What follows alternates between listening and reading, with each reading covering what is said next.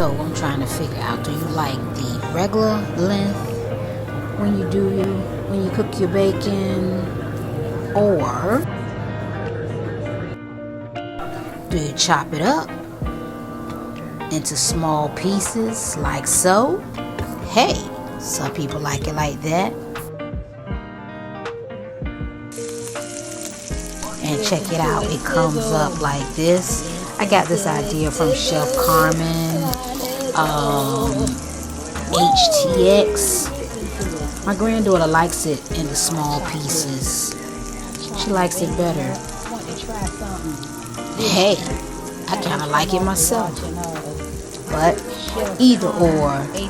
But which do you prefer?